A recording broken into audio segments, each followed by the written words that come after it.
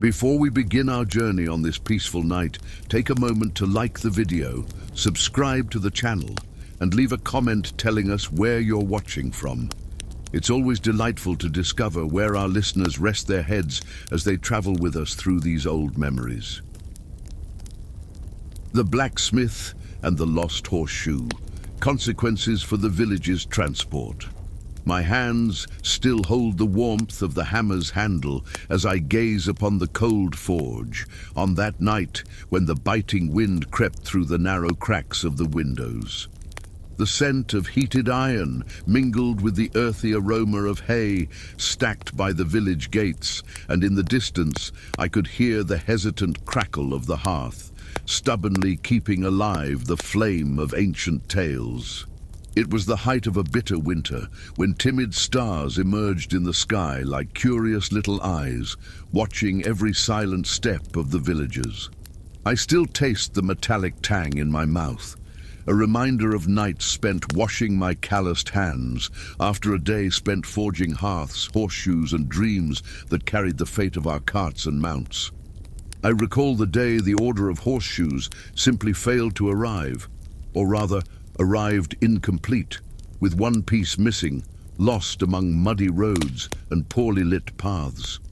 The messenger, his boots soaked through and his eyes weary, delivered the news at dusk, when long shadows stretched over the stone houses.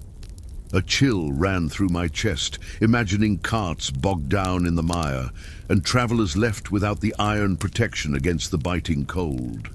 That night, each hammer strike echoing in the workshop sounded like an urgent reminder that even the smallest oversight can throw an entire community off course. Amid the heavy silence of the workshop, I felt the weight of every pair of eyes upon me. The merchant whose carriage waited impatiently, the anxious mothers worried for the supplies that would not arrive, even the distant lowing of the cattle as if they sensed the disruption of their grazing routes. The wooden threshold creaked beneath my feet as I brushed away the last glowing sparks in the cold ash of the forge. On impulse, I relit the brazier with greater intensity, enveloping the iron in scorching heat, as though striving to rekindle not only the metal, but the confidence of all who depended on my craft.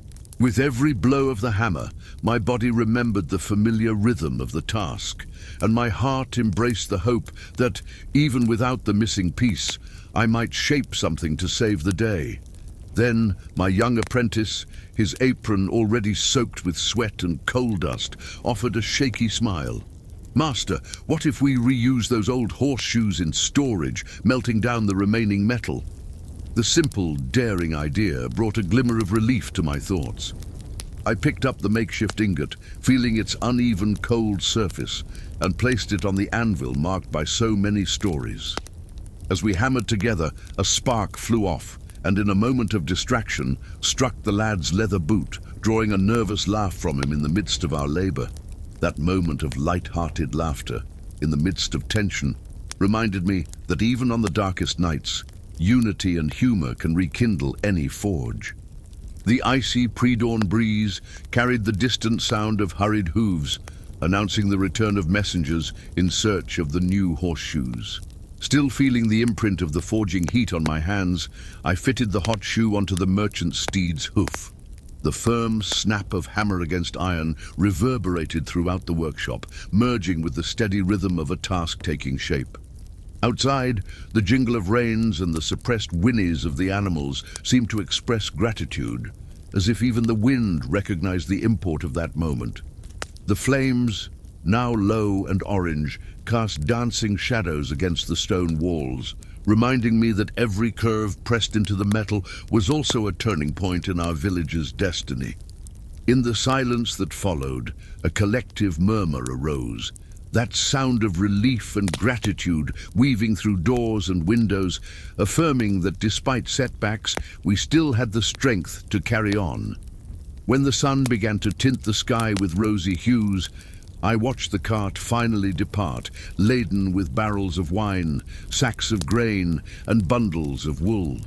Humble treasures, perhaps, but essential to each family's life. I sat for a moment at the forge's edge, feeling the gentle echo of hammering still pulse in my weary arms, and watched the low clouds stretch across the valley. A warm glow filled my chest as I saw villagers waving, gathered in small clusters, sharing news and hoping for the safe return of their goods. That morning, I learned that the worth of a horseshoe goes far beyond its shape. It resides in the mutual trust and resilience that emerge when skilled hands and united hearts come together. And even after so many years, I carry the comfort of knowing that in times of need, we are made of the same hardy alloy as the metal we forge. That twilight, I returned to the forge to gather the now cool tools, feeling the echo of the hammer strikes pulse through my bones. The slumbering embers donned their grey veil, covering the heat that had once illuminated our hopes. I remembered the soft voices of neighbors gathered by the door, sharing hot teas and words of encouragement. The sweet scent of mead blended with the perfume of sawdust, creating a comforting refuge around the wooden gate. I carefully locked the forge, turning the iron latch forged by my own hands, storing not only the tools, but also the stories they had written in the silence of cold nights.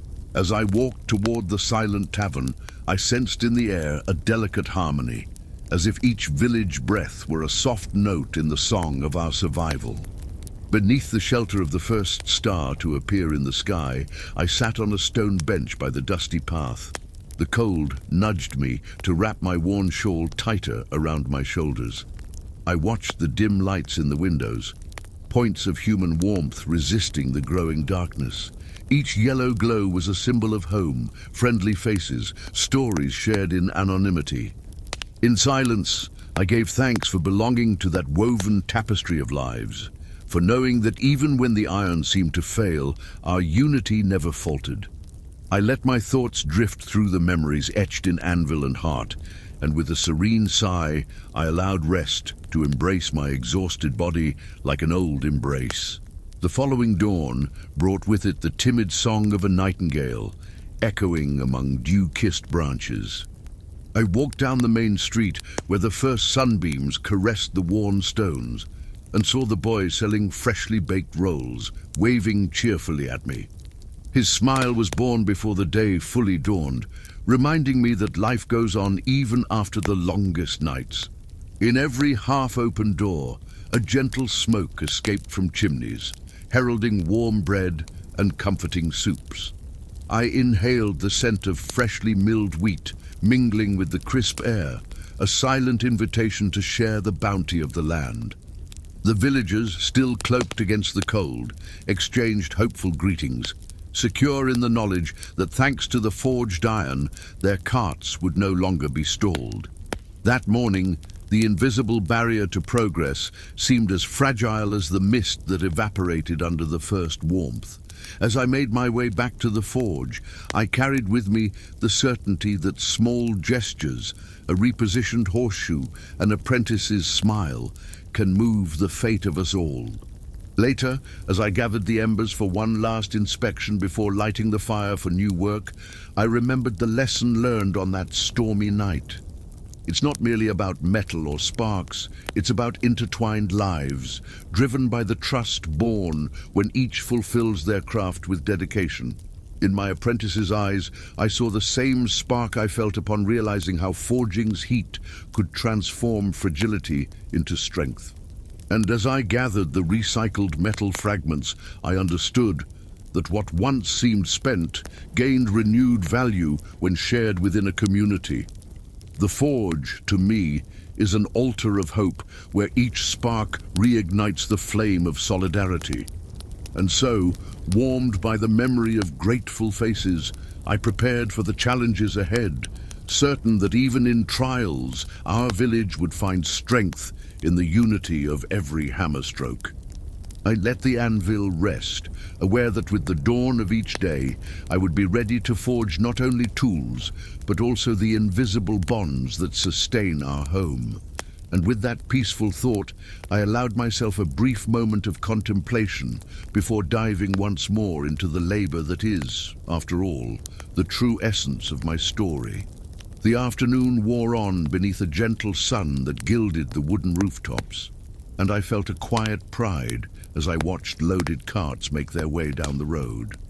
In the market, the murmur of voices was as soft as the jingle of coins in satisfied pockets, and I greeted every familiar face with a discreet nod. Passing the tailor's tent, I saw carriages lined up, each wheel steadfast thanks to our shared efforts. The sweet aroma of baked apples mingled with the rustic scent of textiles, creating a harmony of senses that warmed the heart. I paused by the communal well, where clouds danced in the clear water's reflection, and remembered those long nights of uncertainty. I smiled, realizing that even in the face of setbacks, the village had learned to find creative solutions and to honor every craft. In the lightness of that late afternoon, there was a silent certainty that when hands and hearts unite, even the most stubborn iron yields to the heat of dedication. I continued on my way, feeling the comfortable thud of each step on worn paving stones, as though each slab carried memories of solidarity. By day's end, I returned to the forge to clean my tools and organize the stock, knowing that tomorrow new challenges would arise. I doused the last embers with a bucket of cold water, watching smoke rise in ephemeral clouds, a reminder of each moment's transience. While drying my apron, I felt a warmth in my chest, recalling the apprentice's laughter and the brightness in the traveler's eyes. The moon peeked shyly into the sky, reflecting off the finely sharpened blades awaiting the hammer's touch. Every tool rested there, ready to serve the livelihood and mobility of those who trust in my craft.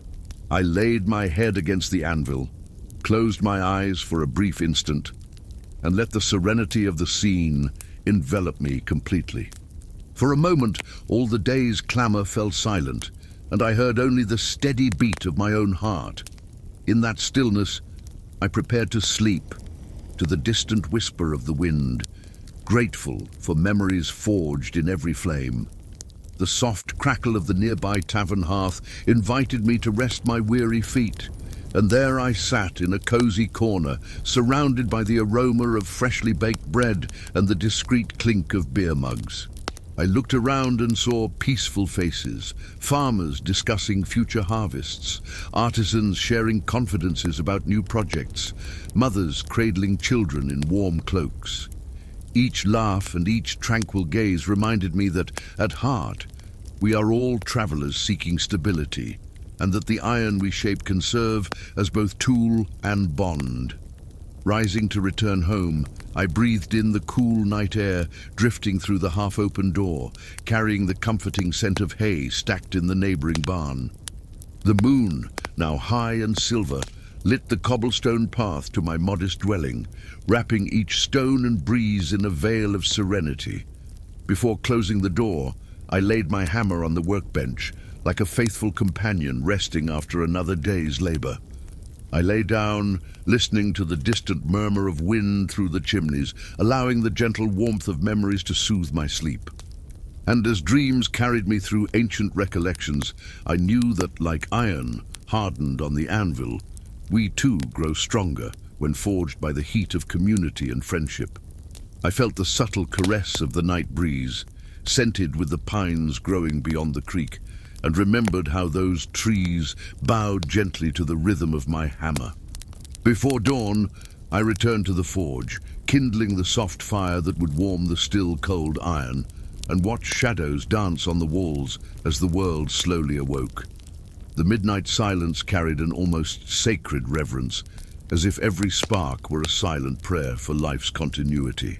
As I let the metal heat, I recalled the faces I had seen depart that day, each traveler entrusting their route to my hands, and felt a profound gratitude swell within me.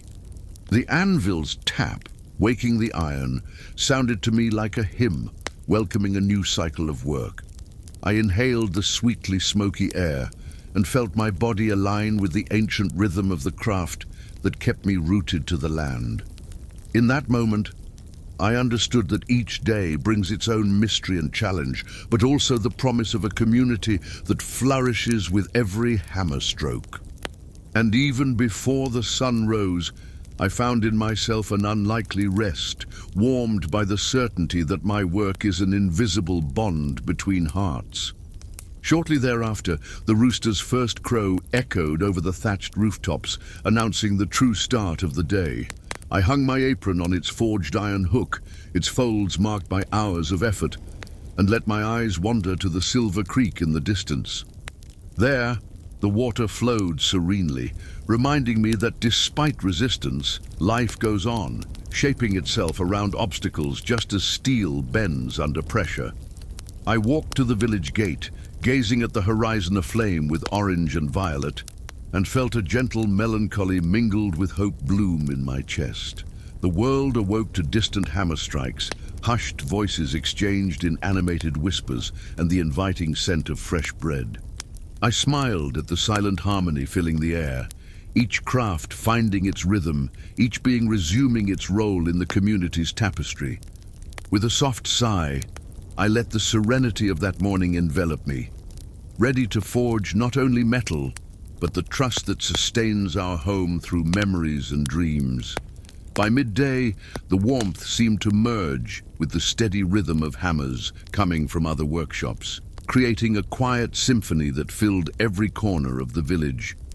I adjusted the leather visor over my eyes to inspect freshly forged pieces, feeling the familiar weight of still warm metal in my gloves. Outside, the scent of dried herbs hanging from the eaves mingled with that of rye bread baking, and I heard the tinkle of a small bell announcing a traveler's arrival. His tired gaze met mine and found immediate relief. Here lay the horseshoe to protect him on the still muddy paths left by winter's thaw. I handed him the piece with steady hands, and his discreet nod spoke volumes of gratitude that words could scarcely convey.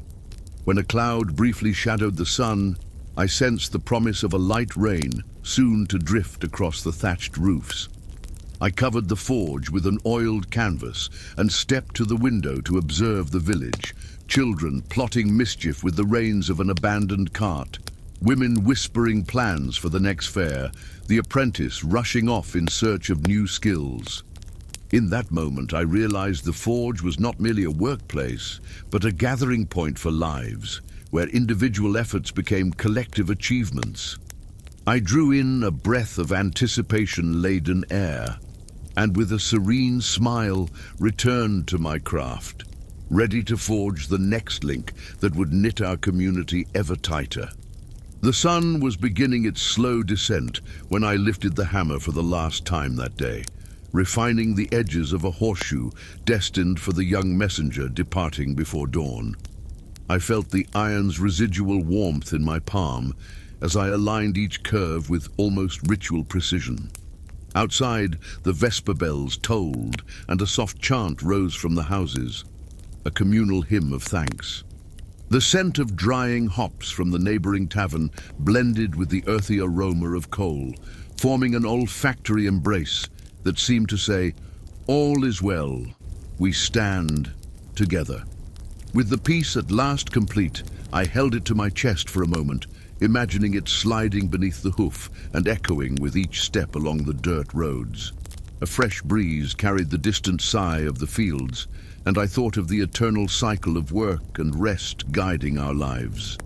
I placed the horseshoe in its leather case, moving slowly and absorbing every detail of the workshop, flames still flickering in the forge, tools resting in silent formation, fine dust dancing in the last rays of light. There, in that nook of shadows and gleams, I found the serenity that nourishes my craft, the certainty that each hammer stroke strengthens not only metal, but the bonds uniting our small village. The night breeze brought the distant calls of awakening owls, echoing between the village's silent towers. Beneath the star-strewn veil, I again pictured the horseshoe slipping under the hoof, marking every step with renewed security. The hearth flames in my home flickered, casting gentle shadows across the tool-lined walls. The comforting scent of chamomile infusion rose from the cup resting on my worn wooden table. I recalled the whispers of gratitude I received that day, brief words, yet laden with profound meaning. A soft warmth filled my chest as I recognized that no matter how resilient the metal, it depends on the human touch to fulfill its destiny. The silence, now complete, embraced each object, each memory in a tranquil hug. And in those final traces of fatigue, I felt the conviction that my craft is more than mere work. It is communion. With a gentle sigh, I laid the hammer on the bench beside the half-open door, where the moon poured its silver light. I closed my eyes for a moment, letting the day's memories nestle like moonlit feathers in my mind. Each slow, measured breath seemed to intone a silent hymn of gratitude for the journey completed. I know that when the day awakens once more, the crackling of the fire and the ring of steel will call me to begin again. But for now, I let peace envelop my weary body and keep the warmth of the embers in my heart. For I know that as long as there is community and hammer blows, our village will stand firm in hope and unity.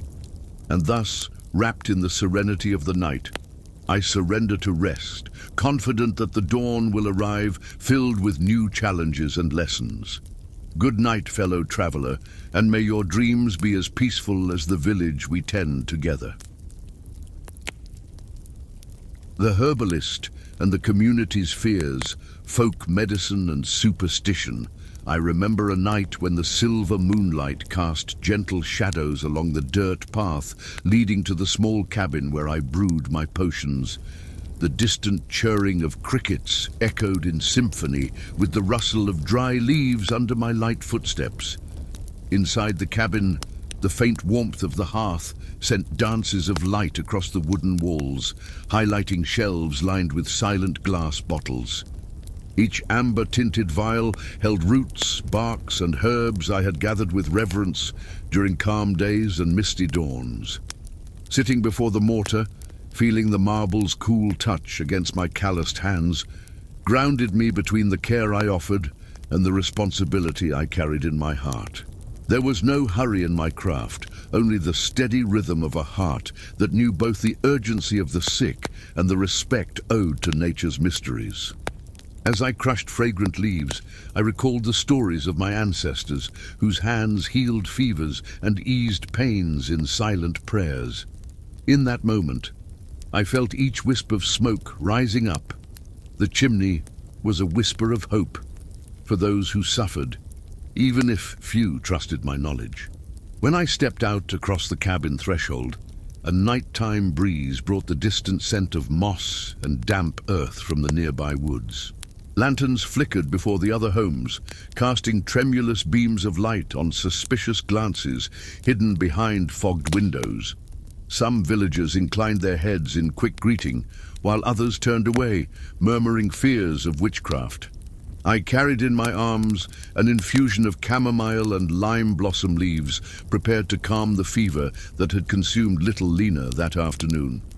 The soft clink of glass reminded me of life's fragility, the fine line between salvation and fear of the unknown. As I carefully made my way along the narrow row of cottages, I touched each rough door in turn, offering the remedy with a gentle smile. With every gesture, I wove in a fragment of faith, not only in the plant's aromatic power, but in the possibility that the human heart could open to care. Amid whispers and wary glances, I pressed on, trusting that despite fear, the desire to heal would prevail, even if it meant confronting the shadows of prejudice. I felt the weight of their eyes crystallize in every murmur that swept through the village, like a snake's hiss hidden in the grass. At dusk, I found the blacksmith. His hammer paused over hot steel, and he shot me a faintly distrustful look. "They say you bring spells with your herbs," croaked a trembling voice behind me, as soft as spider silk on the eaves. I swallowed hard but kept my face calm, recalling the anxious hearts I had comforted with a simple fennel tonic. The moon climbed higher, a pale witness to ancestral fears, as I held aloft the remaining sprigs of thyme for all to see. No poisoned potions here, only a balsamic aroma and the promise of peaceful sleep for the feverish. A shiver ran through me, not from magic, but from the old tremor of human judgment. Still, I gripped the clay jar firmly, offering a friendly shoulder amid the storm. The next morning, I found little Lena seated on her doorstep, her gaze brighter than I had ever seen. Her parents, now reconciled to their own gratitude, offered me a freshly baked loaf of bread as a silent tribute. The scent of warm bread mingled with the sweet trace of chamomile, creating a symphony of comfort in the cold dawn air. No word of witchcraft was spoken. In that moment, silence spoke more powerfully than any accusation. I realized then that my craft was more than gathering roots and flowers. It was weaving bonds of trust in weary hearts. And as I said farewell, I left a handful of lemongrass seeds in Lena's small hands, a symbol of renewal and hope. I walked back to my cabin on light steps, buoyed by the certainty that even in fear's shadow, compassion always finds a way. Thus, in that sleeping village, I learned that true healing begins when fear yields to the simple act of care. A nighttime wind carried the fragrance of wet earth and crushed leaves, reminding me of dewy mornings spent gathering herbs in the woods. In the cabin's dim light, I arranged sage, lavender, and lemon balm leaves in a shining basin, each chosen with care to soothe the villagers' restless dreams. As I macerated the herbs in warm water, I recalled the soft voices of elderly women who spoke of the plant's secrets, whispering that every remedy carries nature's very soul. The faint glow of stars filtered through the window, making little points of light dance upon the thick, greenish liquid. In every drop dripping from the mortar, I felt the weight of responsibility, not only to heal wounds, but to nourish the fragile trust growing between fear and gratitude. That night, I offered the preparation to a shy youth whose muffled breath betrayed old fevers, and I held his fragile hand with the steadiness of one giving more than a tonic. The patient closed his eyes to the potion's warmth, and I heard his breath fall into a tranquil rhythm, like a hidden brook's gentle pulse. For a moment, all fear seemed swept away, conquered by that soft breath of healing and tenderness. As the moon climbed high, I felt a coarse blanket laid across my shoulders, a simple gesture, yet laden with recognition.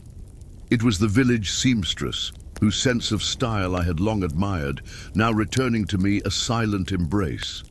She murmured words of gratitude as light as a bell's tinkle, and I realized my traditional knowledge had taken root firmly in the soil of respect. Not every glance turned affectionate at once, but the spark of trust began to grow, slowly, like a winter bud. I left the cabin with cautious steps, each creak of the door echoing an invitation for fear to recede. The midnight chill caressed my face, reminding me that seasons change and human hearts can open too. Beneath the starry sky, I let silence speak for me, a gentle hymn to the healing that blooms when compassion is sown. The next day dawned under a gray sky, as if the heavens shared the weight of the whispers swirling through the square. I saw the priest cross the churchyard slowly, his lips moving in silent prayers, while people bowed their heads in reverence or turned away. I carried a small vial of arnica tincture to the sacristy door, where a young acolyte waited, pale and exhausted. He suffered bruises from a barn accident, each throb marking the fragile beat of his heart. I felt the curious eyes upon me, but also the spark of hope kindling in theirs as they recognized my practiced hands. With steady fingers, I applied the potion to his purpled marks, feeling warmth spread like a summer breeze. The acolyte sighed relief, a delicate sound slipping from his lips like music, a testament to the hidden power of simple acts of care. In that instant, I realized my mission went beyond physical healing. I had become guardian of the shards of faith that bind a community in its darkest moments. As the sun dipped, painting the clouds rose and gold, I walked the trail to the wood, where I gathered herbs at dawn. Each step over gnarled roots brought memories of first discoveries, the fresh scent of mint at my fingertips, the bees' gentle hum among wildflowers. I collected rue and lavender leaves, imagining the peaceful dreams they would bring to tired souls. In silence, I thanked the earth for its generosity, caressing each stem as if greeting old friends. A distant owl's call reminded me of the delicate balance between light and shadow, between ancient science and age-old superstition. I smiled softly, certain my perseverance was sowing seeds that would grow stronger than the walls of prejudice. With my wicker basket full, I returned home, cradled by the wind's murmur through the treetops, confident that even in fear, trust would blossom. Afternoon shadows stretched like delicate fingers through the cabin's cracks when I received an unlikely request.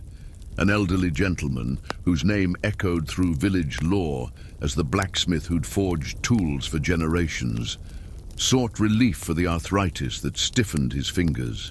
I invited him to sit by the fire, whose soft crackle mimicked an old heart's steady beat, and I applied a creosote and linseed oil salve with circular motions that felt like silent prayers. His rain-clouded blue eyes grew misty, not from pain, but from gratitude that words could not express. As the embers sent orange glimmers across his face, I told him of chamomile's sleep-inducing gifts and sage's secrets for easing joints. He smiled tenderly, squeezing my hand firmly, and in that gesture I felt the ancestral bond between craft and living hope restored. Night deepened outside, but there in the welcoming gloom, a silent reverence was born for the healing that goes beyond the body.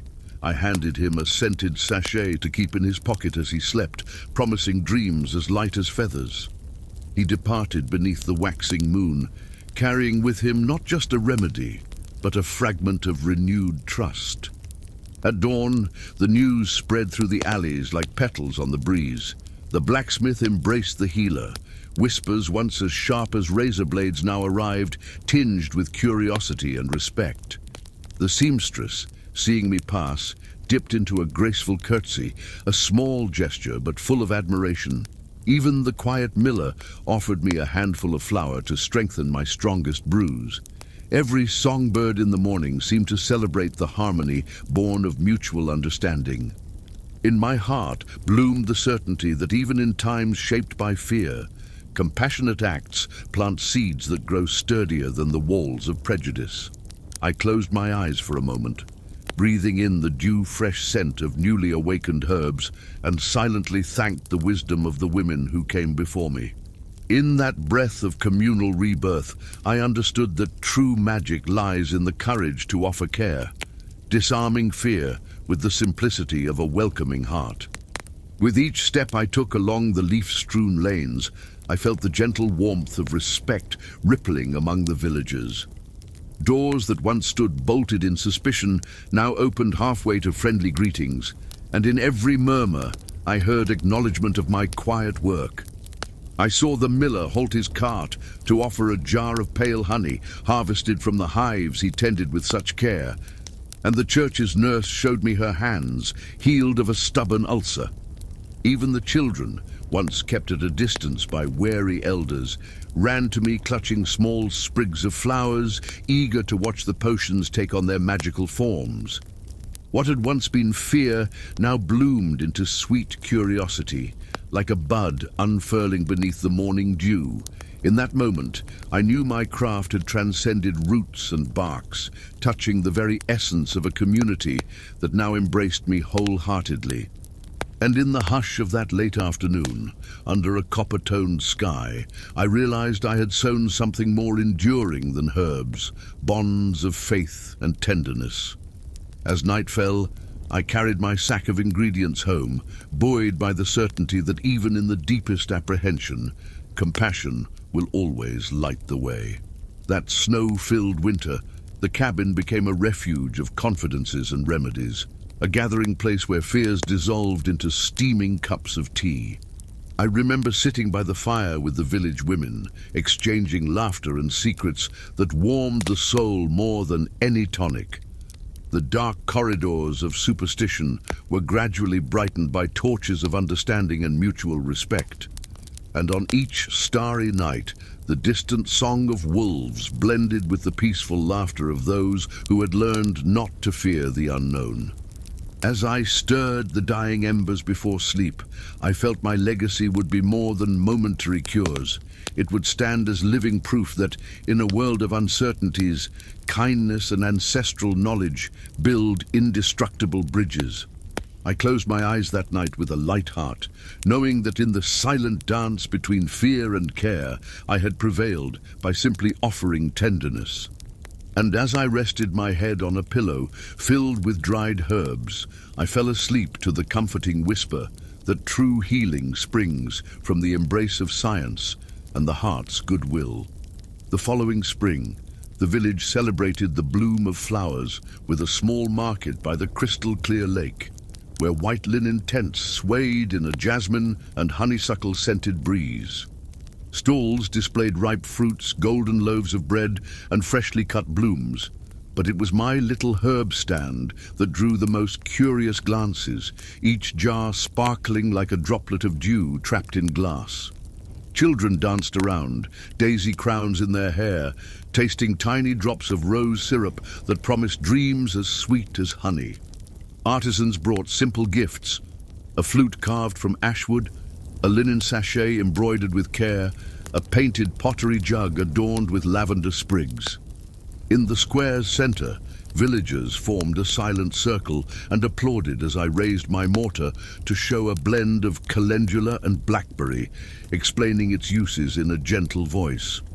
Their laughter intertwined with the distant strum of a lute, and I felt collective joy blossom like the surrounding petals.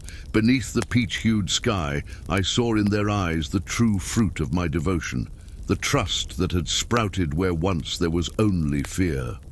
When night fell, I settled by the hearth with my old book of botanical recipes, its yellowed pages welcoming the hearth's flickering light. The comforting scent of chamomile mingled with the smoky aroma of charred wood, reminding me of those first hesitant knocks on my door. Now, each gentle tap echoed as a friendly greeting, and my heart beat in harmony with the village's restored calm. I closed my eyes for a brief moment, hearing distant laughter and the whisper of dried herbs in the burlap sack beside me. In that haven of welcoming shadows, I realized that a healer's true legacy lies not in miraculous potions, but in the courage to offer care, dissolving anxieties with acts of tenderness. As I laid my head on a lime blossom-scented pillow, I thanked the moon for cradling my memories and promising new chapters of healing and friendship.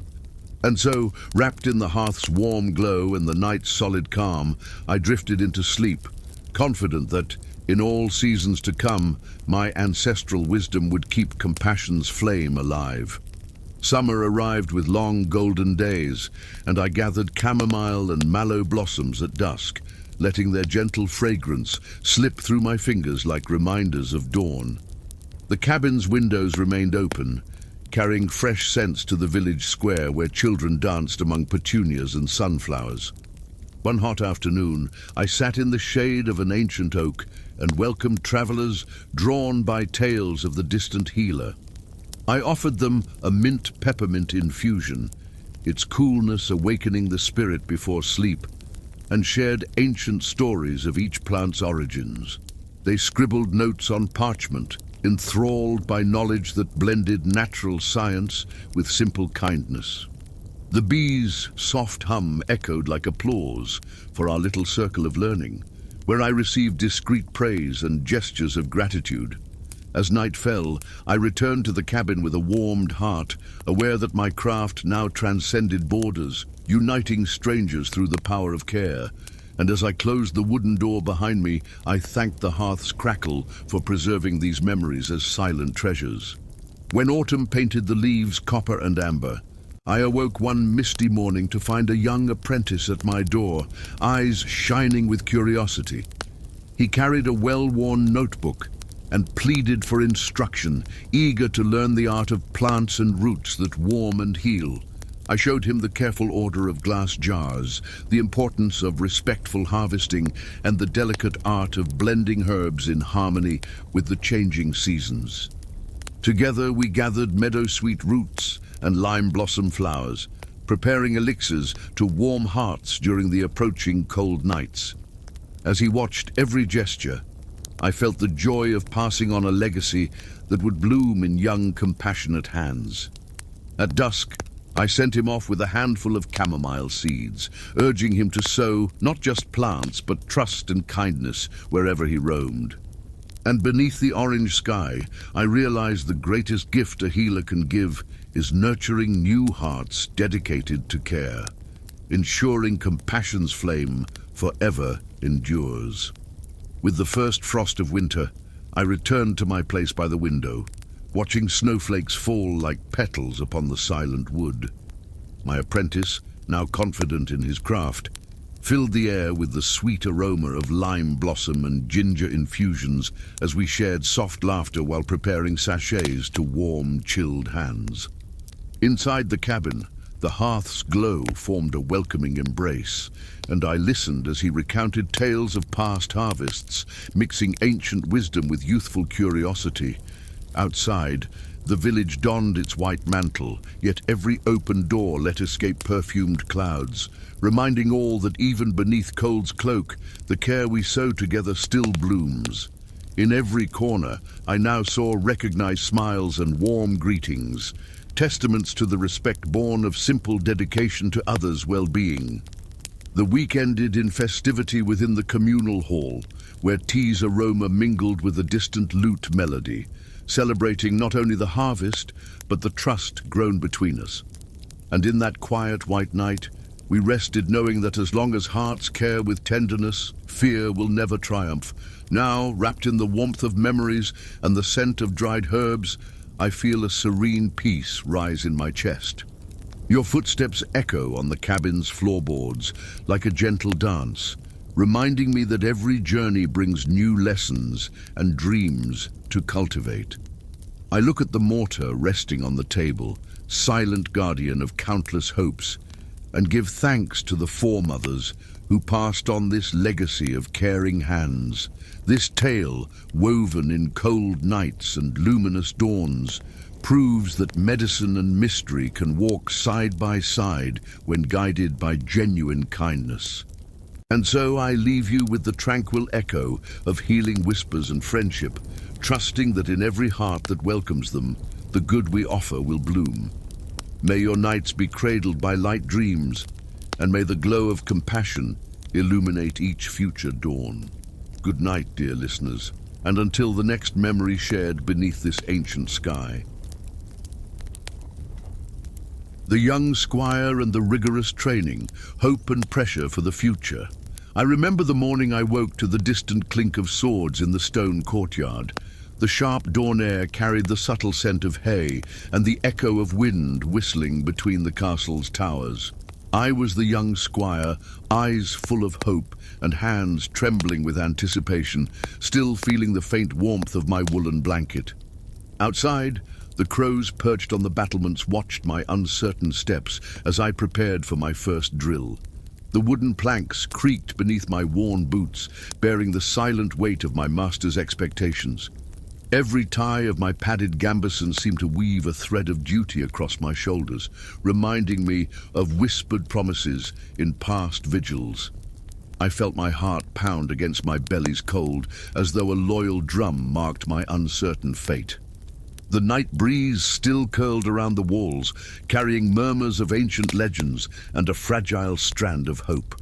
The flickering torchlight promised both illumination and shadow, harbingers of the arduous path unfolding before me. Approaching the instructors, I met Sir Bertrand's steady gaze.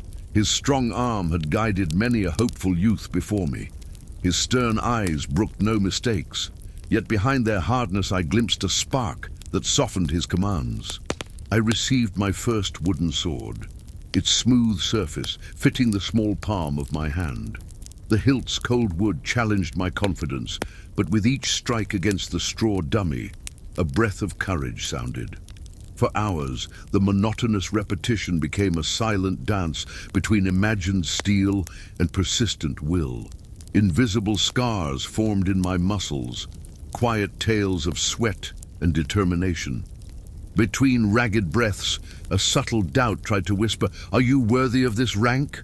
But when I lifted my gaze to the castle towers, the desire to honor a crest not yet mine flared anew. And when the moon dipped beyond the battlements, I realized that each small sacrifice sketched the outline of a greater dream. I felt the weight of the rising sun on my shoulders as I returned to the makeshift quarters beside the yard. The earthy scent of beaten dirt mingled with the distant blast of horns announcing breakfast. Without daring to rest, I headed to the inner hall where we memorized codes of honor and battle strategies. Aligned torches cast long shadows on tapestries depicting legendary feats of knights. Each embroidered symbol spoke of courage, loyalty, and sacrifice, values that even in our youth weighed heavily on our souls. My companion, young Aldrich, whispered jokes about the fencing master's rigidity, drawing furtive smiles among the cadets. We laughed softly as he exaggerated the instructor's stern gesture, and for a moment my doubts dispersed like mist in sunlight.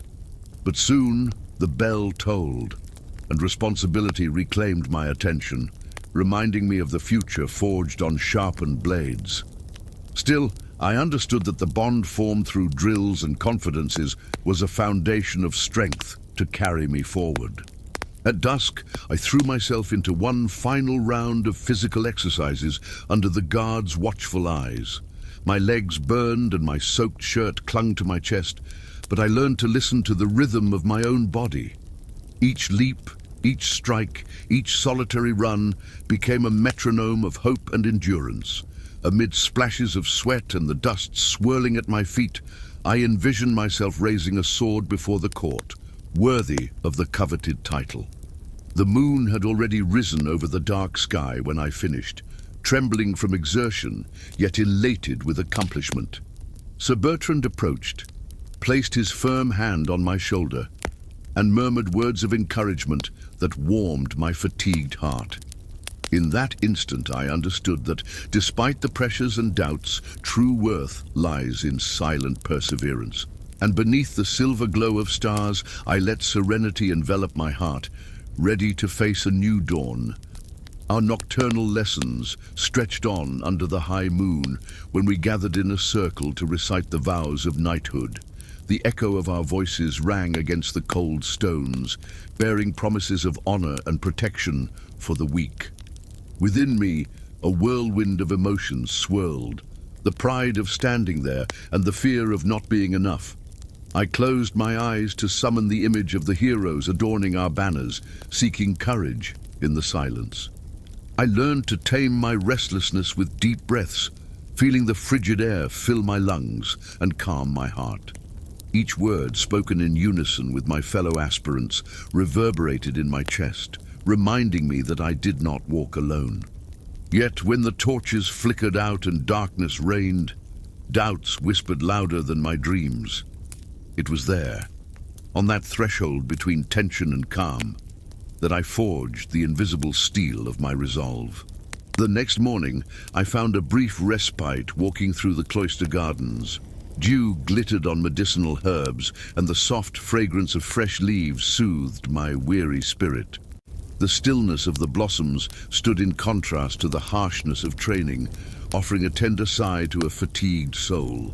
I sat beneath an ancient oak, its firm roots reminding me of the promises I had made to my own heart.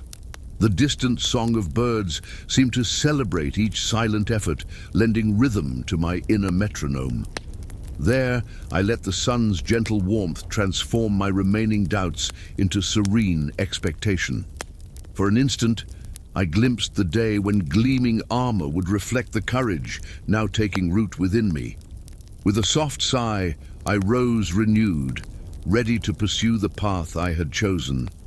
The morning sun had barely begun to warm the courtyard stones when I was summoned to dine with the Master of Letters. The scent of rustic bread, fresh from the oven, mingled with the pungent aroma of herbs in the soup pots. Each step echoed through the ancient arches, reminding me of the purpose behind every theoretical lesson. We studied siege tactics, noble lineages, and the heraldic symbols adorning shields through the ages. The worn pages of manuscripts creaked beneath our fingertips, laden with wisdom and tales of past glories. Behind each vivid illustration, I saw the faces of the knights I aspired to match one day. The clink of goblets and low murmur of comrades formed a calm symphony amid the hush of knowledge. I gripped the cup of cool water, turning over in my mind the questions that haunted my vigil hours. Later, on the training field, the cold wind leapt among the spears planted in the trampled earth. I approached the armor racks, where the kit to be lent me hung, still heavy but gleaming with distant promise. The metal rubbed against the coarse gambeson fabric with a solemn rasp. Under the helm's weight, the world narrowed until only the focus on the blade in my hand remained. Each shaft of light that kissed the translucent steel reminded me of the balance between fragility and strength. I began the sequence of parries and thrusts, letting my body's rhythm drown out the mind's doubts. When I retreated, I left behind a trail of dust and hope, as though sowing my future in the ancient ground. And when I raised the shield, I glimpsed for a fleeting moment the reflection of a young knight yet to be born. By late afternoon, the hours of training had carved their mark in my bones when Sir Bertrand invited me to a private audience in the armory hall. The soft candlelight cast dancing shadows on the stone walls, creating an aura of confidence and mystery. In a gentle voice, he praised my dedication, reminding me that bravery is born as much from compassion as from arm strength. His hand on my shoulder conveyed not just words, but the faith of one who believed in the future I sought. At that moment, I realized expectations can become a guiding wind, steering a ship's sail. I discovered that, no matter how arduous the journey, a mentor's silent support can dispel all darkness. I returned his restrained smile, feeling warmth surge in my chest and melt away the chill of doubt. And as I left the hall, I carried with me the certainty that true valor is forged in the union of courage and kindness. Near midnight, I found refuge again in my quarters, where the scent of barley chaff lingered in the air. I climbed into my rustic bed, the straw mattress molding to my weary frame like the memories that now cradled me. The profound silence was broken only by the distant whisper of the moat's waters against the castle walls. I closed my eyes, letting my invisible scars become a gentle lullaby for my dreams. Within, I pictured the young knight I longed to be, no longer a reflection of doubts, but a beacon of purpose.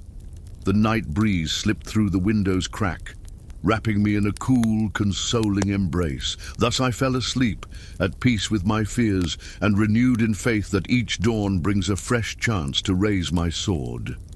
And as slumber overtook me, I dreamed of the day when the cry of victory would echo beyond the ancient walls.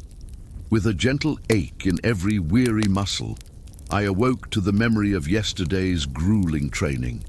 I made my way in slow steps to the makeshift infirmary in the courtyard's corner, where the healer applied salves to small wounds. The earthy scent of medicinal herbs filled the air, mingling with the flicker of the lone candle illuminating glass jars. As she massaged my shoulders, I felt the balm's gentle warmth soothe away built-up tension. Her skilled hands whispered stories of other aspirants whose hearts also burned with hope. I closed my eyes for a moment, mindful of every sigh that escaped my tired lips. In that shared silence, I understood that recovery is as much part of the journey as the hardest effort. Inwardly, I renewed my promise to honor every drop of sweat with perseverance and gratitude.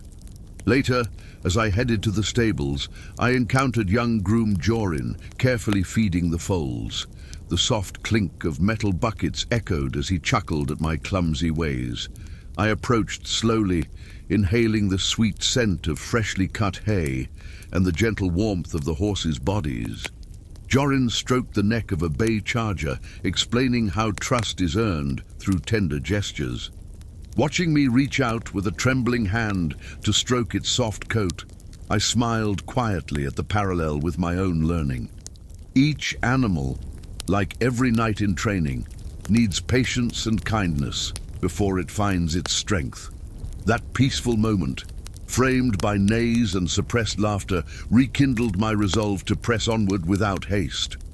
Leaving the stable, I felt my heart grow lighter, ready to embrace whatever challenges lay ahead. Under a purple-tinted sky at dusk, I returned to the weapons yard one last time before twilight gave way to night.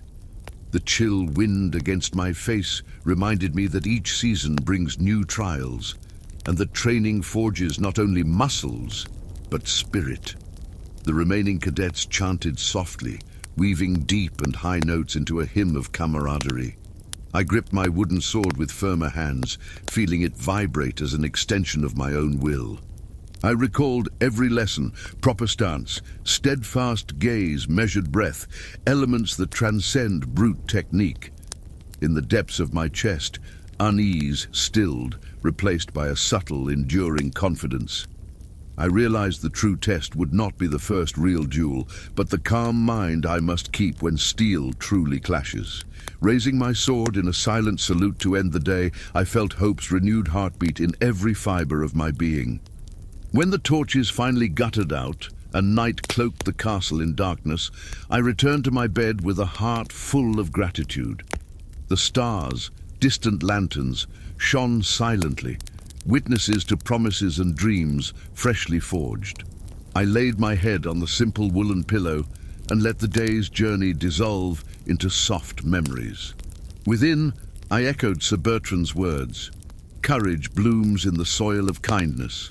I smiled, realizing that despite my early doubts, my worth would rest not just on my blade, but on the heart that wielded it. And so, wrapped in the cool breeze that murmured ancient songs, I surrendered to sleep with a serene heart, knowing that when I awoke, I would face not only the weight of my armor, but the lightness of certainty in my path. The gentle glow of dawn filtered through the window's cracks as I woke for the last time beneath the stone roof.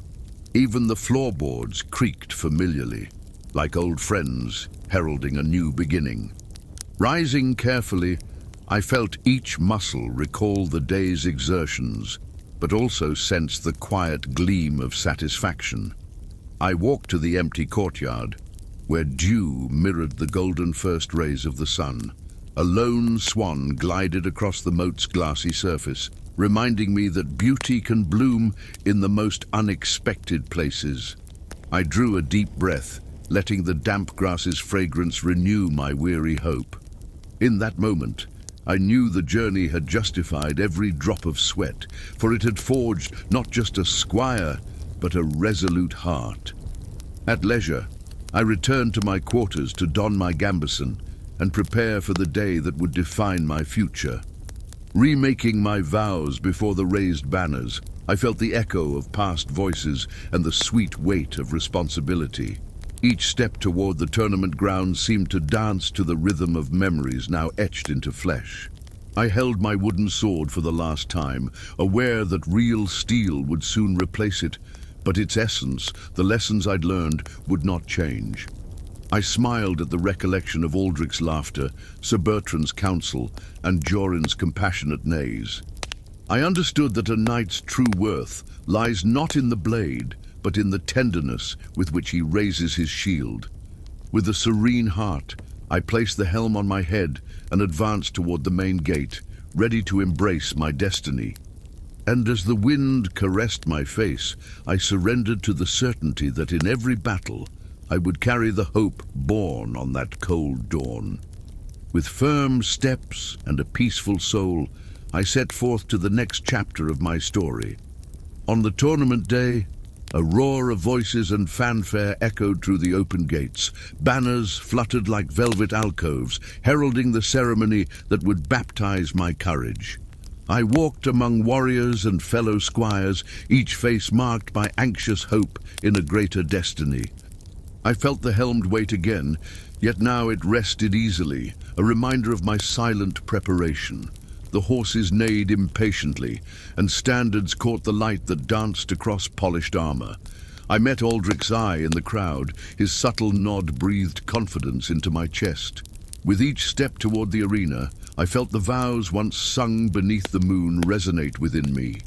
There, before thousands, I realized how far I'd come from that timid start in the cold courtyard. When the first clash thundered and steel struck steel, I remained steady, guided by the inner rhythm I had forged. Each movement flowed like living memories, the sun's warmth, the haze scent, the herb salve's gentleness. My body responded without hesitation, honed by hours of training and Sir Bertrand's whispered counsel. I saw my opponent's blade gleam, sharp as my former doubts, now mastered by my purpose.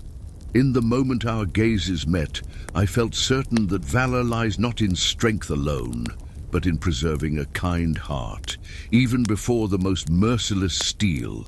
And when I raised the modest victor's pennon, I knew knighthood would merely crown a heart born that cold dawn, steeped in hope and tenderness. From the makeshift stands beside the walls, I heard the proud murmur of villagers who had watched me grow from a boy, gliding across the field like a whisper of wind through the trees. The sweet taste of mead in my hand seemed to seal every drop of courage gathered through weeks of toil and doubt. Beneath the kindly sun, I felt Aldrich's embrace, a brotherly victory shared between us. Sir Bertrand appeared at my side, his eyes shining with silent pride and the steady hand that had always guided me. Armor's clatter rang like a celebratory song, mingling with children's laughter as they dreamed of one day filling my place. Even amid the revelry, my heart beat calmly, for I understood that my greatest triumph was the purpose I had forged in the hush of those early drills. Every friendly face that raised a toast became part of the memory that would cradle my future nights.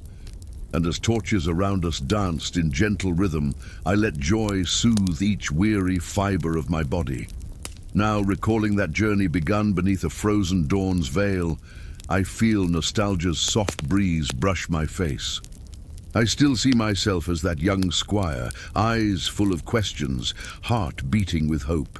Yet in the distant echo of victory, I know true worth lies in the tenderness with which we wield our arms. May every conquered doubt remind us that courage blooms wherever kindness reigns. So wrapped in these warm memories, I invite you to rest in serenity, letting sleep arrive as gently as the wooden swords clink. May your dreams be filled with fields bathed in dawn's light, and when you awaken, may you find within yourself the echo of what you have already achieved. Good night, traveler of ancient times, and may peace guard you like an unseen shield until a new day's dawn. The woman and the dry well, daily struggles for water. I sit on the cabin's threshold, recalling that season when the sun never seemed to rest.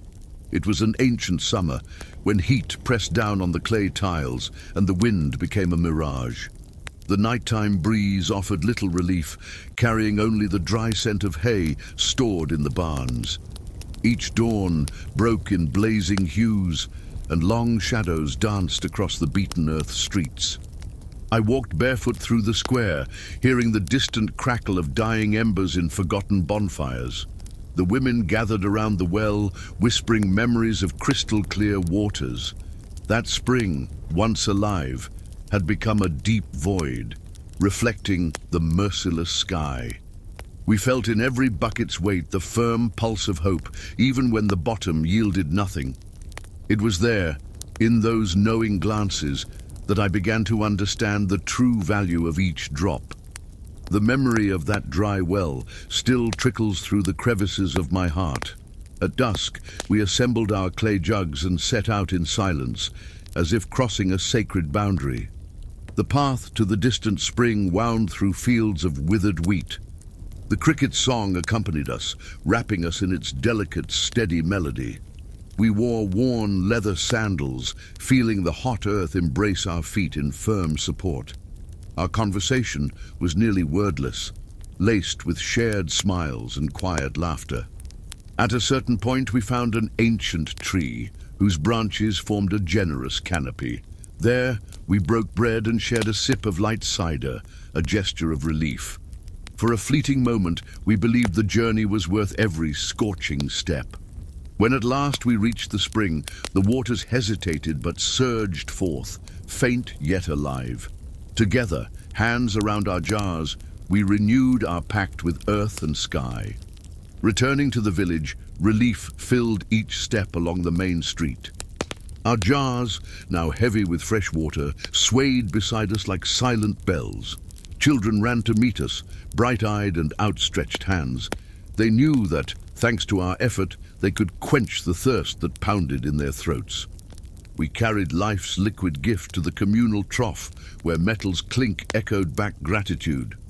The dusty scent of the lost spring mingled with returned freshness, reminding us how fragile the bond is between abundance and scarcity.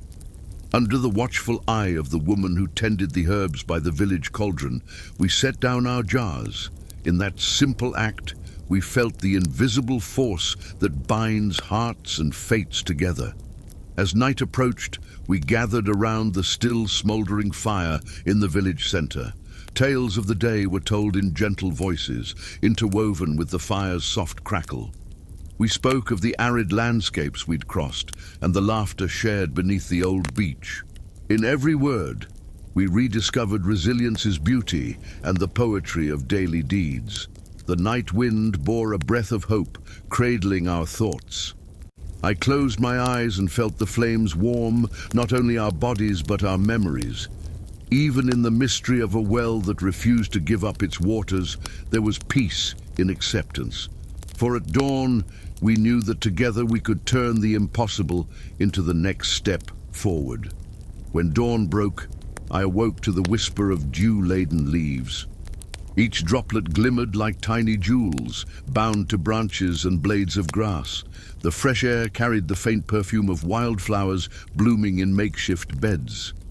I saw the women gathered again, this time to give thanks to the earth that sustained us. We exchanged silent nods, knowing words were unnecessary before such beauty. Some dug around the well's edge, seeking a sign of rebirth beneath the hot stones. Others gathered lavender and thyme sprigs, arranging a small altar of hope. And there, beneath a rosy-painted sky, we felt ourselves guardians of an ancient cycle.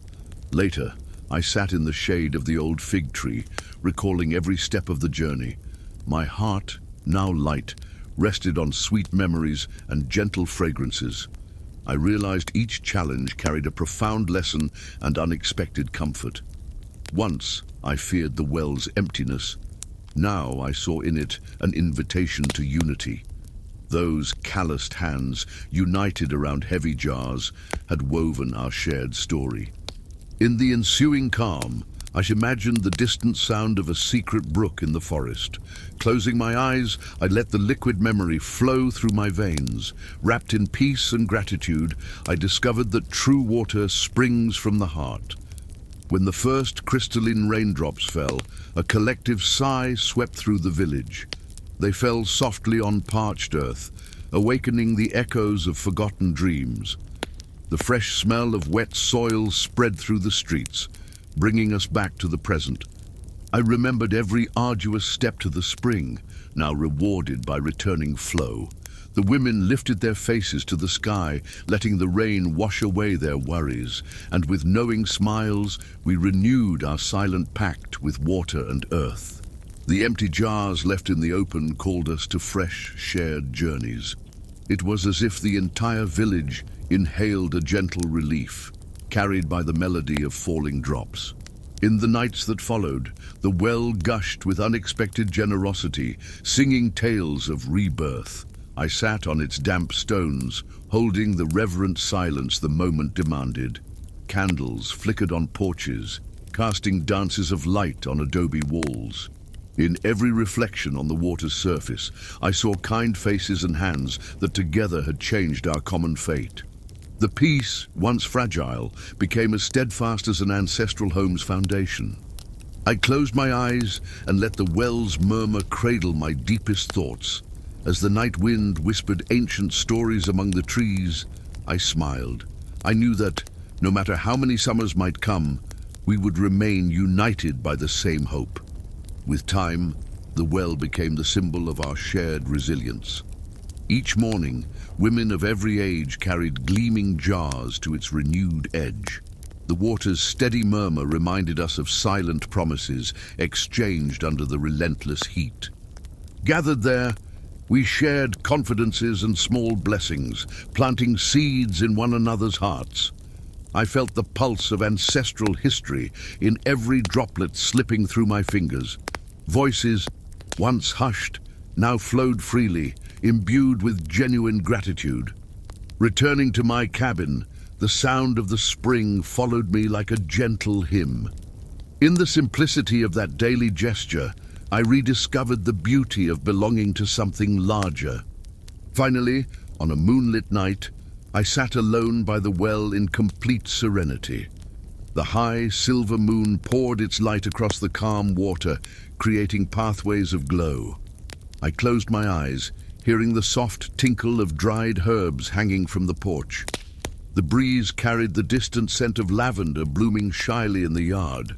I thought then that this village's strength lay not just in earth or fountain, but in the silent unity of hearts choosing to face hardship together. And in that vast stillness, I felt sleep arrive like a gentle embrace. I rested, confident that as long as we keep our hope alive, we will never lack water or dreams. At the break of yet another dawn, I woke to the soft chorus of birds nesting in flowering branches. The morning breeze caressed my face, bringing the freshness of night and the distant murmur of the brook, now flowing free. I watched the women stride toward the fields, jars on their shoulders, no longer heavy with despair, but buoyed by renewed confidence. Dew reflected the first sunbeams like countless little mirrors, celebrating every drop returned to the earth. I felt the sweet weight of gratitude settle in my chest, reminding me that voices joined together echo farther than any solitude. Amid shy laughter and gentle greetings, we reaffirmed that nothing is as fragile as it seems, and in time, all things are reborn. And so as I walked home, I let blessed silence wrap around me like a soft cloak. With each step, I carried the liquid memory that refuses to dry. Now, dear listener, I invite you to close your eyes and let these memories lull you to sleep. Imagine crystal clear water flowing through your mind, carrying away cares and restlessness. Breathe deeply and slowly, feeling hope well up like an inner spring. May the well's gentle murmur echo in your heart, offering comfort and warmth. Allow yourself to rest, trusting that even in life's driest summers, shared faith paves new paths. And, just as our village found its water, may you discover a bed of fresh, serene dreams. Good night, and may the memory of every precious drop accompany you on your journey to rest. The fisherman and the torn net, the struggle for subsistence on the river. I remember that pale dawn when mist rose quietly from the river's waters, cloaking the bank in a damp, silent veil. The sweet scent of moss and fresh mud hung in the air, mingling with the gentle perfume of roasting lamb still warming the hearth. Soft splashes of drifting currents echoed against the stones, composing a melody as hushed as a distant whisper. There I sat, my calloused hands submerged in the cold water, perched on a weathered plank, while the morning breeze caressed my face and carried the far-off song of herons. The scene felt suspended between dream and wakefulness, as if time hesitated before moving on. And in that vast stillness, I felt the weight of feeding my family beat in every pulse of my heart. But when I hauled the net to the surface, I felt a long tear cut into my fingers, like a shiver down my spine. Each gash in that tangled web told stories of moonlit nights and silent struggles against elusive fish. I looked at the frayed mesh and realized that, without urgent repair, my household's sustenance was at risk. A faint smile escaped me. I have always been a man of stubborn solutions, finding promise in everyday simplicity. I used a strip of pliant leather, my father's legacy, to stitch firm patches, tying each knot with careful patience. As I worked, the sun timidly crept above the horizon, painting the sky in rosy and golden hues. In that moment, hope sprang as firmly as the mended net, promising that even in hardship, ingenuity flourishes. And as I cast the repaired web back into the river, I felt that patch was more than mere cord. It was proof that our table would never be empty. I drew the ropes gently, letting them slip through my fingers and feeling the current pulse beneath the freshly mended weave. The river murmured against the tension in the net, offering its calm whisper as a faithful companion. Soon I sensed life's quickening, the soft clink of scales catching the timid dawn light. A silver pike flickered free, dancing through the strands before surrendering to my steady grip. Another, smaller, struggled quietly, seeming to greet the morning before yielding to my care. The golden reflections coated my damp skin, each drop of sweat gleaming warmly. Each rescued fish became a small offering, a promise of steaming soup and freshly baked bread. And as I cast the net once more, I felt part of an ancient cycle in which the river and I silently trade favors. When the final pull came, I spotted a deeper tear, a stubborn scar in the sacred mesh. Without hesitation, I slid into my worn sandals and walked to a bent willow by the water's edge. With a precise cut, I harvested a slender, supple branch, living inheritance of the bank that sheltered so many ancient trees. Weaving with ancestral patience, I fashioned that rustic rod into a reinforcing arm for the net. The fresh scent of sap perfumed my hands, reminding me of distant autumn tales. As I worked, a nightingale's song drifted through the branches, an unspoken applause. I felt life's heartbeat in both wood and twine, affirming that even in scarcity, nature lends us its strength. The net, now fortified by the willow's silent touch, lay ready for another journey. I walked the beaten earth path beside the river, dew still clinging to wild grasses. The sun, now full, filtered through the canopy, casting dancing shadows on the damp ground. With every step, the net's weight reminded me of the small lives resting in each scale. In the distance, I glimpsed our thatched roof cabin, and a smile warmed my chest. A distant sparrow's song accompanied my thoughts like a lullaby of well-being. A faint aroma of baking bread drifted through the open window, soothing my hopes. I felt the rough texture of the now reinforced rope between my fingers, an outcome of patient labor. Each knot, like a promise kept, reminded me that solitary effort sustains many, and as I raised my head, I realized this simple journey reflected the ancient dance between man and water. I entered the humble room warmed by a hearth, whose red embers glowed like tiny suns. My wife looked up, and in her eyes I found pride and relief, warmth that filled my heart. The children approached, outstretched hands eager for the silver treasure caught in each knot. Gently, I laid the fish on the wooden board, each one shimmering like a fleeting memory. The soft crackle of rekindled logs accentuated the air, scented with hanging dried herbs. I felt comfort in this simple shelter where every object told a story of shared memories. As we prepared the meal, the children's laughter mingled with the hearth's murmur. In that moment, I understood that the same ingenuity that mended the net wove the invisible bond of family. And as I rested my weary hands, I knew that in scarcity there is always an abundance of love. When night fell, I sat on the doorway's threshold, listening to the hearth's embers dancing like rubied stars in a stone sky. The comforting scent of burning wood blended with the earthy perfume of dew-wet soil, and I sensed the house's tranquil breath around me. Outside, the river spoke its ceaseless murmur, reminding me that life, like its waters, flows on without pause. I held the leather-wrapped handle that reinforced the net, closing my eyes and picturing each knot as a stroke of my own story. The night breeze stirred the hanging herbs, carrying sighs of old memories mixed with a lone cricket's song.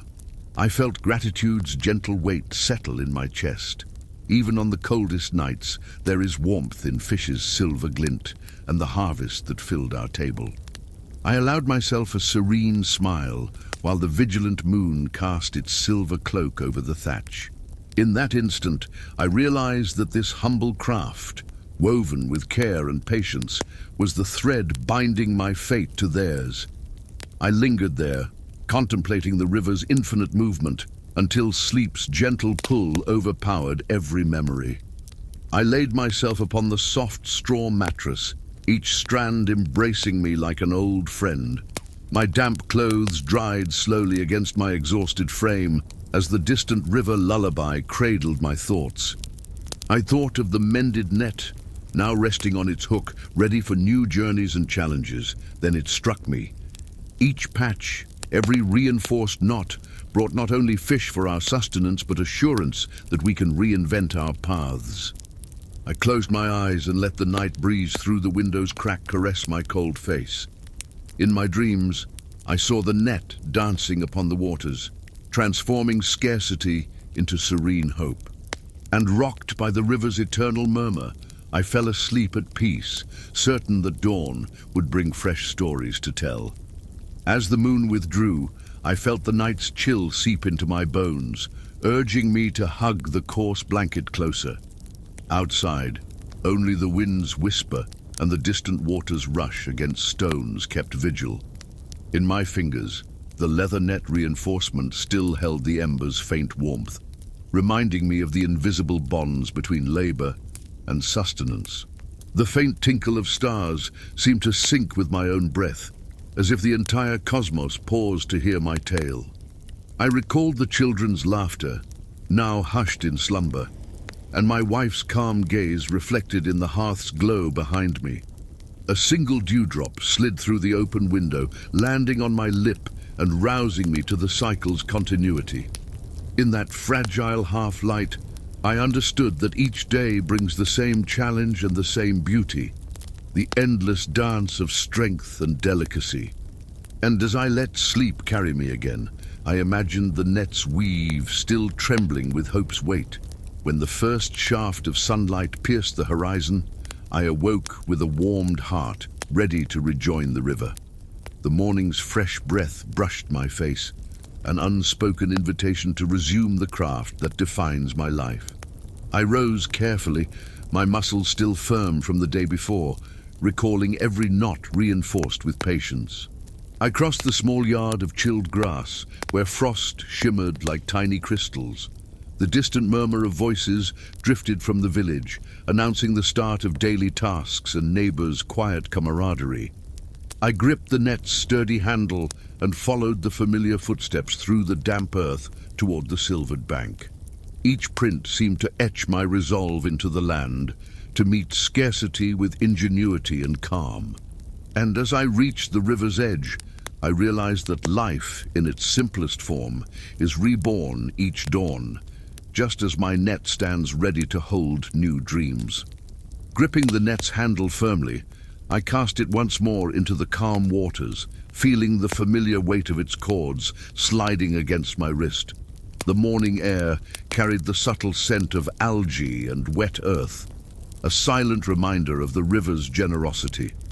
The mute waters opened before the mesh, inviting me to gather their hidden bounty. A slight tremor ran through the leather grip, heralding life stirring beneath the silvery surface. As I hauled each swatch of net, the gentle tinkle of scales sounded like a whisper of gratitude. The river's presence filled my senses, blending melody and silence into a single song. Every fish caught felt like an ancient treasure, offered with tenderness by the water's own heart. I felt gratitude bloom in my chest, stronger than any hunger or fear. And as the sun's heat settled on my shoulders, I knew our sustenance depended as much on my craft as on the river's kindness. In each reinforced strand, our story continued to weave itself into the river's eternal flow.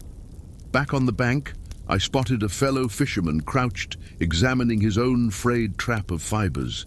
We exchanged a silent nod and drew together in quiet camaraderie. His hands, as calloused as mine, trembled while he held a handful of algae clinging to his wooden stake.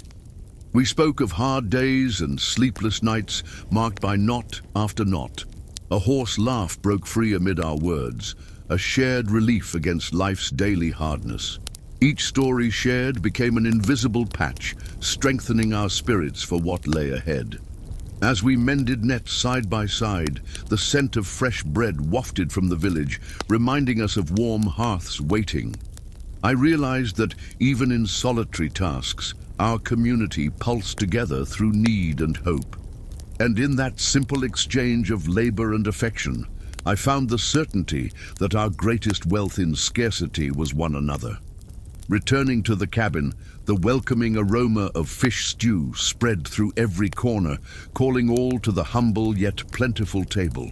Neighbors arrived with bowls of newly cooked herbs and roots, each flavor adding a gentle note to the feast's symphony. Voices wove together in thanks and laughter, forming a chorus of gratitude for our shared toil. I sat beside my wife, who ladled each portion with a delicate maternal touch. The hearth's flames flickered, casting friendly shadows on the worn wooden walls. Children darted between chairs, proudly displaying their shimmering scales as trophies of their small victories. Each spoonful warmed not only body but spirit, as if our sustenance were woven by invisible hands of solidarity. And in that simple gathering, I understood that true abundance lay in the bonds uniting each of us. When night's shadow enveloped the village, I nestled under the blanket softened by human warmth. The far-off crackle of embers and the wind's damp sigh formed a slow lullaby, inviting rest. I replayed each reinforced knot, each shared laugh, and every challenge overcome by the river's watchful gaze. My body relaxed, surrendering to the day's final serene rhythm. And in the threshold between wakefulness and dream, I realized our journey was not merely about fish and nets, but about the invisible current of care and ingenuity that sustained us, ever ready to be reborn. I let the river's echo cradle my sleep, confident that upon waking I would again find the quiet strength to carry on. And so I fell asleep, cradled by the comforting certainty that even in scarcity we are rich in hope. The mother and the sick child, hope in times without modern medicine. I sit beside the hearth, recalling the dancing flames that cast warm shadows across the worn floorboards. The scent of damp hay, still fresh from those dry spring mornings, mingles with the gentle perfume of the herbs my mother patiently simmers in her iron cauldron. I remember my trembling fingers touching the coarse blanket that warmed me through feverish spasms. Outside, the night breeze carried the distant cry of a solitary raven, echoing like a gentle omen. Within these stone walls, my mother's body heat was the only remedy I knew. I feel again the soft warmth of her breath as she leaned close, murmuring inaudible prayers. Each exhalation was a breath of hope. Every steady beat of her heart reminded me I was safe. The wood crackled softly, as if singing an ancestral lullaby, rocking our anxious souls. And I let myself be carried away by the silent confidence shining in her eyes. I recall the morning she gathered chamomile and mint by the brook, when my illness struck hardest. I see her kneeling in the grass, her delicate hands collecting petals, as though scooping moonlight into her pockets. Back in the cabin, she brewed the tea into small bowls, the steam rising in white clouds like a child's dreams. I watched, weak, as the amber liquid slid into my trembling hands while she nodded, encouraging me to drink without hesitation. Each drop slid down my throat like a promise of healing, even as the fever's chill coursed through my veins. In silence, she draped a woolen blanket over my shoulders and chanted ancient hymns, each word drawn out by the soft melody of her voice. Every syllable seemed to soothe not only my body, but also my restless spirit. When night fell, I heard the small chapel's bells toll in the distance, mingling with her prayers into a single chorus of supplication. And in that moment of calm, I clung to the gentle hope in my mother's gaze, believing that perhaps the impossible was still possible. I still feel the hearth's diffuse warmth as my mother, tired yet relentless, pressed a comfrey poultice to my forehead, gathered hastily among the mossy stones of the nearby wood. Her eyes, though weary, shone with serene determination, like moonlight reflected on a still lake. The earthy scent of crushed herbs blended with the faint hint of resin she burned in a small ceramic censer. Each bead of sweat on her brow testified to the love beating in her chest, stronger than any fear. I lay upon straw spread on the floor, hearing the door's soft creak as she slipped away to fetch fresh, pure water. With every sip, I felt not just liquid, but the comfort of knowing care and devotion remained in every simple gesture. When dawn lingered through those long shadows, I sensed my breathing growing steadier, as if the fever were yielding to an uncertain peace. My mother, seated at my side, smoothed the blanket folds, tucking me gently so I could breathe more easily. Her lips continued their low prayers, recited unhurriedly, as though each syllable were a petal offered to some protective angel. Outside, the wind made the gnarled branches of ancient trees sway, carrying an almost imperceptible whisper that seemed to answer her words.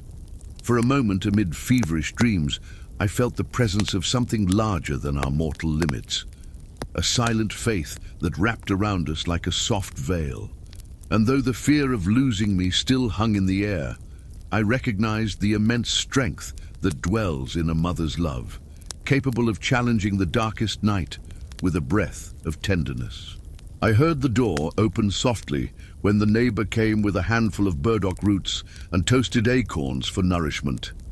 I saw my mother receive the gift with a tired but grateful smile, as though every offering from the community renewed her strength. She steeped the roots in hot water, creating a thick infusion, and offered me a spoonful that went down bitter yet comforting. Then she shared slices of rye bread and goat cheese with the visitors, telling them, "Where there is love, there is abundance." The shared warmth nourished not only bodies but hearts, forging a bond of care that stretched beyond the cabin's stone walls. When the neighbor let out a soft laugh at my grimace tasting the medicine, my mother gave a discreet nod, reminding us that sometimes a touch of humor is as healing as any plant. In that moment, I felt my anguish ease, as if each stolen smile held the power to disperse the clouds of uncertainty. That very day, I noticed the fever beginning to ease almost imperceptibly, replaced by a softer sigh escaping my lips. At last, my mother allowed her shoulders to relax, leaning against the doorframe as if drawing breath after a long journey.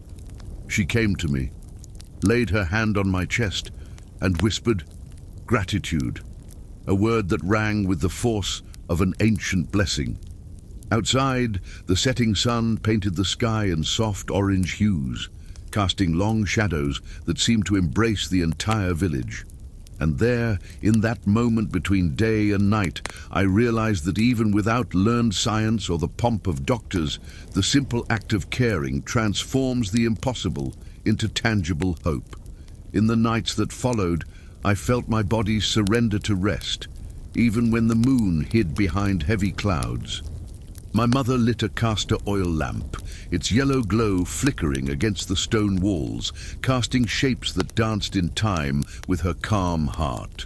She applied a light lavender salve behind my ears, her hands caressing my skin with the delicacy of rocking a leaf on the breeze.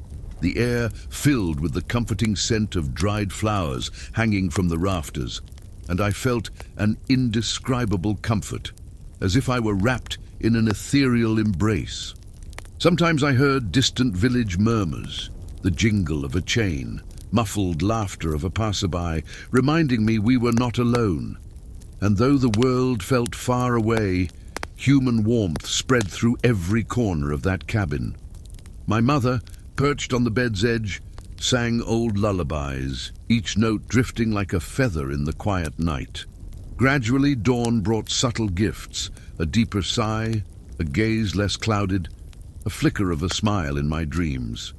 On the morning when spring finally broke through winter's hold, I watched my mother fling open the window to let fresh air flood the room. Birds sang in chorus, greeting the new day, and a soft sunbeam caressed my fevered cheek. She leaned close, and voice trembling, gave thanks to the unseen forces that sustained her through that endless vigil. I, still weak, reached for her hand and felt its warmth, steady, alive. There was something almost miraculous in that moment, not from secret arts, but from a mother's unwavering faith. And as the world outside awakened in vivid color, I knew that even in the darkest night, the flame of hope would never be extinguished. I felt strength returning bit by bit, as if each heartbeat were nourished by my mother's prayers and tireless care. On one of the clearest days, she helped me sit on the doorway's threshold, where the warm sun enveloped my shoulders like a gentle embrace. I gazed toward the horizon beyond the hills, watching ripening fields ripple in the breeze, and realized the world kept turning, indifferent to human suffering, yet kind enough to embrace our laments. My mother knelt beside me, picked a wildflower stubbornly growing among the stones, and placed it against my chest, symbolizing the strength that blossoms in the most unlikely places. In that instant, I understood that even without sure remedies, we had something more enduring, the resilience born of love. As I tested my first steps back into daily life, my mother reached out and held my hand firmly, imparting confidence without words. Together, we walked the narrow dirt path to the orchard, where apple trees stood in blossom and the sweet scent of fruit foretold the bounty of a new season. Each step I took bore witness to our silent triumph over despair, a reminder that life's fragility can be softened by the tenderness of care. When we returned to the cabin, she smiled in relief, her eyes glistening with the soft glow of the day's last rays. I closed my eyes and for a moment let the distant bird song and rustle of leaves cradle my soul, grateful to have known, even in suffering, the incomparable gift of hope. In the mornings that followed, I felt my body's rhythm align with the village's gentle pulse. The peasants' voices drifted beyond the door, singing work songs among the golden fields. Strengthened now by deeper sleep and tireless care, I accompanied my mother to the orchard, helping her pick ripe apples with steady, gentle fingers. The wind teased through the leaves, whispering ancient secrets only time knows, and I smiled, unafraid of what the future might hold. In every gesture of hers, I perceived life's sweet symphony, composed by healing hands and hearts that never abandon those they love. When day's end approached, we sat side by side on the doorstep, watching twilight paint the sky in purples and gold. My mother, leaning against my shoulder, traced tiny crosses into the weathered wood, entrusting our prayers to the angels of dusk. In silence, I let the emerging stars guide my gaze away from fear until peace was complete. And even without learned sages or renowned healers' salves, I knew nothing was more powerful than the tenderness that held me through each breath, reminding me that in a world of uncertainties, a mother's love always shines. I smell once more the damp earth's perfume whenever a gentle rain kisses the soil, and though my healed legs now carry me along paths once unreachable, I find joy in every light step. Accompanying my mother to the barn, I watch her scatter grain to the hens and speak softly to each bird as though each bore its own blessing. With sure hands, I help gather warm eggs, feeling life's heartbeat in their delicate shells. In our everyday routines, I recognize the simple magic that gives meaning to our days, shared tenderness, joint labor, and the certainty that we are stronger when we care for one another. When the sun dips to rest behind the mountains, I sit on the old barrel by the door, watching the last rubied clouds fade at the horizon. My mother, in a gentle voice, recites a brief prayer of thanks for the day's gifts: fresh air, food on the table, restored health. A deep peace settles in my chest, as though all my fevered nights were but an interlude before this moment of perfect serenity. And warmed by the dusk and by her steady gaze, I realize that even in the harshest of times, hope blossoms wherever there is love and care. In the days that followed, I noticed the orchard giving way to fields prepared for planting, and the scent of turned earth filled my nostrils with promises of a new beginning. Beside my mother, I watched the furrows carved into the damp soil, each one reflecting the patience with which she and I had learned to sow hopes. Birdsong heralded clear mornings, while dew sparkled like countless tiny stars on the young leaves. I felt the sun's gentle warmth on my face, free of fever's mark, and realized my footsteps had grown firm, matched to the steady heartbeat of the awakening world. In every planting gesture, in every handful of seed pressed into the fertile ground, I saw the rebirth of our trust, not only in herbal medicine, but in the invisible healing born of mutual care. My mother, offering me the soil between my fingers with a tender smile, guided me in the simple art of sowing. And in that silent labor, I understood that life renews itself when we have the courage to plant dreams even after the longest nights. At dusk, we returned to the cabin's threshold, where the sky's soft brushstrokes of pink and grey spread across the heavens. We sat side by side, hands entwined, gazing at the horizon's promise of peaceful days ahead. Without many words, we shared the glorious stillness of having overcome, not by learned healer's pomp, but by the quiet strength of a mother's devotion. I, now aware of the fragility that once held me, felt gratitude for every calm breath and every steady beat of my restored heart. Even in silent early mornings, I can hear the trees' whispers and the distant echo of our prayers, reminding me that hope is a flame that remains alight, even in the darkest shadows. And in that certainty I rest, cradled by the love that brought me back to life. I felt the night breeze drift through the doorway's crack, carrying the soft murmur of does nesting in the nearby woods. My mother then unfurled over me the hand-embroidered blanket, each stitch commemorating the silent prayers of hundreds of vigil nights. I watched her light a final beeswax candle on the rustic bedside table, its flickering flame casting dancing patterns on the cold stone walls.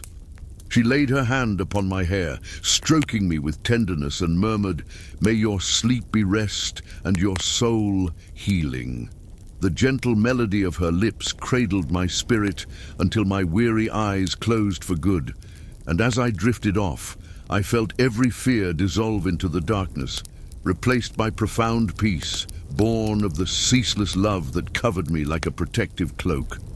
Today, recalling those days, I see that it was never a single miraculous potion nor prayers cast to the wind that brought me back, but a serenely devoted heart willing to give itself completely. In that soft memory, held like an ancient treasure, lies the truth that even in the bleakest eras, hope flourishes wherever a caring heart exists. In the days that followed, I returned to life's gentle cadence, attuned to the natural rhythms that remained unbroken through my fever. Dawn's symphony, morning sparrows' chirps and leaves' rustle became the soundtrack of a new life. My mother, ever watchful, tidied every corner, packing dried herbs into small linen pouches and polishing wood surfaces with fir wax. I, now strong, helped restock the rustic shelves, feeling part of a world I almost lost. In every small gesture, the soft touch of herbs, the board's quiet creak, I sensed the care that sustains hope. And when I laid my head against my mother's chest, I felt safe, like the songbird sheltered by the densest branches.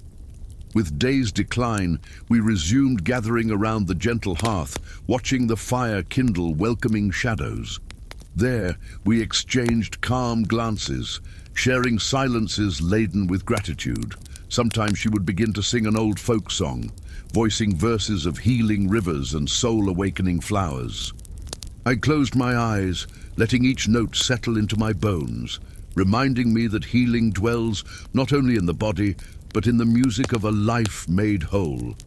And as the fire's soft crackle rocked our hearts, I grasped the most precious lesson of that trial, that unwavering love and serene faith are age-old remedies, eternal and unfailing.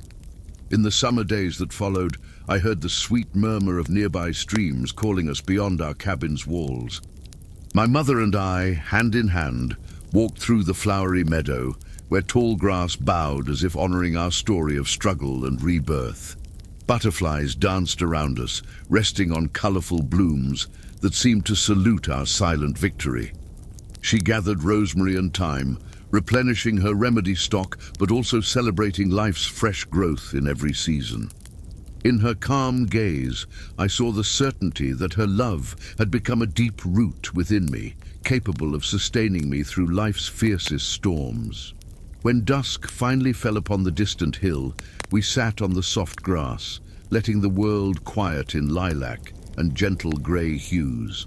My mother told me ancient stories of wise elders who said humble hearts could turn tears into joy. I, now strong, laid my head on her shoulder and inhaled deeply the scent of newly gathered herbs. Time, which once seemed relentless, now showed itself an ally, flowing its course without hurry, and as the first stars appeared, I realized our journey, marked by care, sacrifice, and steadfast faith, was itself a song of hope for all who crossed our path. Even as the evening embers cooled, I felt the gentle hum of the tales my mother recited by the fire, stories of villagers who, like us, overcame hardship through silent acts of compassion. I remember how she once led me into a small, abandoned chapel on the hills, where before a shattered stained glass window, she whispered, "Light endures even through broken shards." Those words lodged deep in my heart, and when I rekindled our hearth's flame, I saw that, like the fragmented window, our hearts can shine ever brighter after trial. Today, recalling each touch of her hand and every prayer murmured in the night's quiet, I understand that healing was never a single miracle remedy, but a symphony of actions, a comforting embrace, a devoted gesture, the solace of a lullaby. And so, in the trees' whisper and the distant church bells, lives on the lesson that, even in times when medicine failed, a mother's steadfast love provides the truest cure.